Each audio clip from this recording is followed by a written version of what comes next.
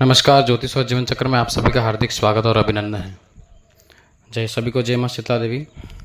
माता रानी कृपा से आप सभी लोग प्रसन्न स्वस्थ होंगे, इसी कामना के साथ में गुरुदेव से अनुमति लेते हुए आज हम चर्चा करेंगे। आप लोगों के बीच में निवेदन करना चाह रहा हूँ कि गुरु क्या होता है। गुरु की परिभाषा तो हम क्या करें, उनकी व्याख्या क्या करें, उनके गुण और उनकी शक्ति और उनकी कृपा का, लेकिन जो गु यानी अंधेरा और रू यानी प्रकाश, उजाला, रोशनी, अंधेरे से उजाले की ओर ले जाने वाला जो साधन है, जो माध्यम है, वो है गुरु। गुरु हमें अंधेरे से खींच करके उजाले की ओर, जीवन को पार उतारने की ओर, रोशनी की ओर, हमें जीवन में सफलता की ओर और जीवन को सफल बनाने की ओर ले जाते हैं।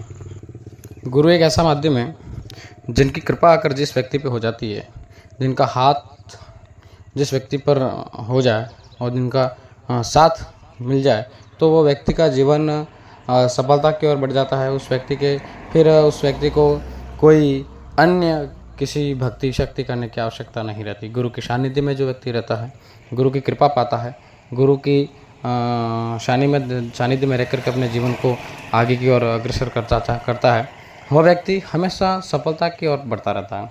फिर वो उसके मन में भटकाव नहीं आता। आइए हम जानते हैं गुरु हमें किस ओर ले जाता है और गुरु के पहचान क्या होती है और गुरु कैसा बनाना चाहिए। एडवाइज़र, प्रत्येक क्षेत्र में एक एडवाइज़र के रूप में, सलाहकार के रूप में और जीवन को पार उतारने के रूप में गुरु का माध्यम होना बहुत आवश्यक है। गुरु बनाने से पहले हमें ये निर्धारित कर लेना चाहिए हमारा लक्ष्य क्या है और उसी क्षेत्र का हमें गुरु की शरण लेनी चाहिए। आप भक्ति कर रहे हैं कृष्ण की और गुरु बना रहे हैं नाथ संप्रदाय का, आप भक्ति कर रहे हैं माता कालका की और गुरु बना रहे हैं वल्लभ का, भगवान कृष्ण के संप्रदाय का, राम संप्रदाय का, और भागवत क्षेत्रों के गुरु को बना रहे हैं, तो ये गलत चीज़ें हैं। आप जिस क्षेत्र में जाते हैं, जिस क्षेत्र में आपकी भक्ति है, जिस क्षेत्र का आपका इष्ट देवता है, या आप जिस भक्ति माध्यम से जुड़े हुए हैं, या आपका जो फील्ड हो, उस क्षेत्र का अगर आप गुरु बनाएंगे तो फिर आप उस तरीके को अपना करके अपनी जो कार्य है, अपना जो मकसद है, उसको हासिल कर सकते हैं। तो पहला तो चयन ये करें कि आप किस ओर जाना चाहते हैं। दूसरी चीज़ ये कि आप गुरु को ये देख लें कि क्या वो मैं गुरु मंत्र उनसे लूँगा या फिर गुरु बनाऊँगा या उनके जो सलाह ले रहा हूँ, क्या वो मेरे लिए सही है। गुरु बनाने के बाद में कहीं कहीं क्या होता है कि गुरु बच्चों को सिखाते नहीं, उनका साथ नहीं रखते, उनको छोड़ देते हैं मंत्र देने के बाद में, या कोई स्वार्थ भाव से शिष्य बनाते हैं, तो फिर वो शिष्य भी भटकता है और वो गुरु भी समस्या में आता है। वो ईश्वर उनकी देखता है, लेकिन वो शिष्य एक बार भटक जाता है, फिर उसको कभी रास्ता नहीं मिलता, एक बार जो भटक गया उसको। इसलिए गुरु सोच समझ के बनाए। गुरु की मुख्य विशेषता यह है कि जिसने गुरु मंत्र लिया है या गुरु के सानिध्य में रहकर कोई कार्य की ओर बढ़ने का प्रयास किया, तो उसका एक मुख्य गुरु ऐसा का कार्य यह है कि वह साथ में रहकर उस शिष्य को सिखाएं, साथ में रह करके उनकी प्रकृति में एक हिस्सा बन करके उनको आगे की ओर ले जाएं।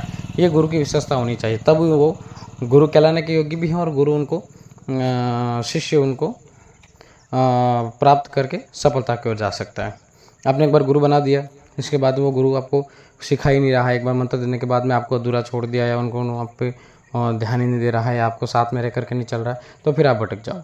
इसलिए एक बात तो ये तय कर दे रहे हैं। दूसरी बात ये, आपने गुरु मंत्र ले लिया है, आपको गुरु अच्छा मिल गए और गुरु मिलने के बाद में आपने गुरु मंत्र लिया, तो गुरु मंत्र को जपते समय एक विशेष बात ये ध्यान रखें कि गुरु मंत्र को जपते समय आपको बहुत से नियमों को त्याग करना पड़ता है। और आज आध्यात्मिक जो गुरु होते हैं, चाहे वो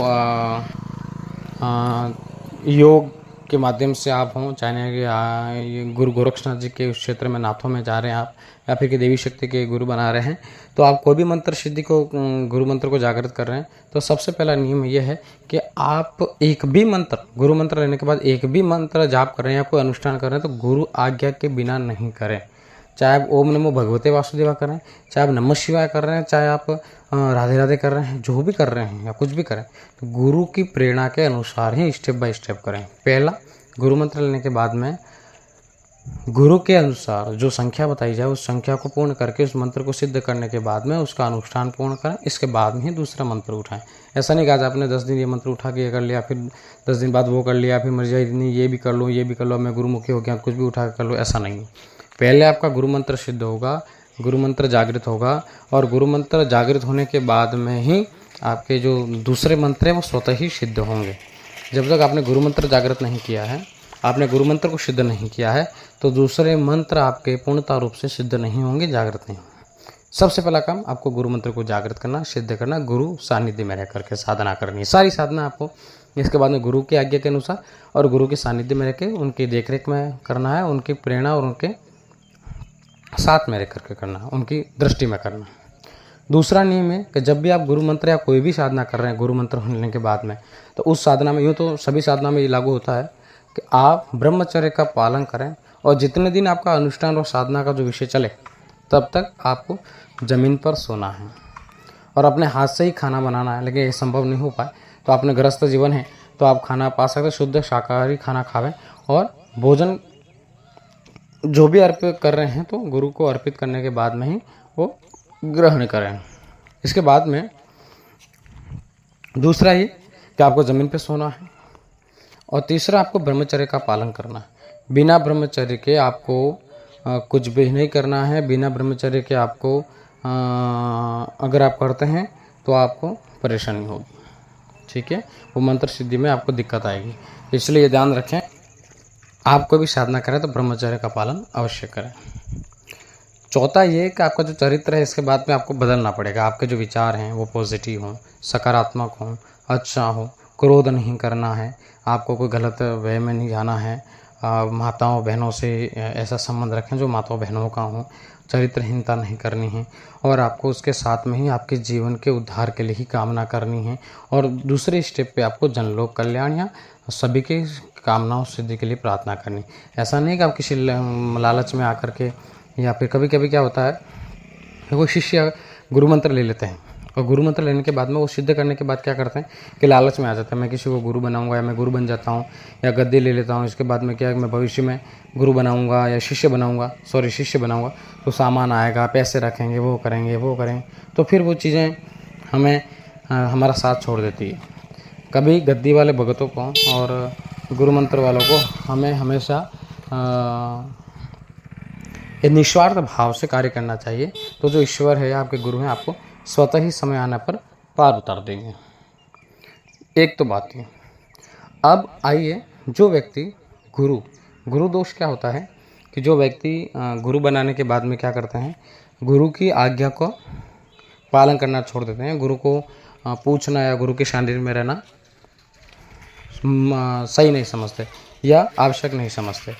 आपने गुरु आपको अच्छे मिल गए, गुरु मंत्र दे दिया, जाप कर रहे हैं, सिद्ध हो गया, आप पे कृपा भी होगी, जो जिस देवी देवताओं या किसी गुरु सानिध्य की कृपा होगी आप पे, गुरु कृपा चल गई, आपको कुछ शक्तियों का एहसास होने लगा या आपके सारी चीज़ें अच्छी हो गई, आप पार उतर गए, तो इसके बाद में आप क्या गुरु को भूल जाते हैं, गुरु सानिध्य को भूल जाते हैं, और फिर धीरे धीरे क्या होता है कि आप उनको महत्वपूर्ण नहीं समझते, उनसे बड़ा आप अपने स्वयं को समझने लग जाते हैं, उनकी सेवा से हट जाते हैं, या धीरे धीरे स्वतः ही सब कुछ अपनी तरफ से करने लग जाते हैं।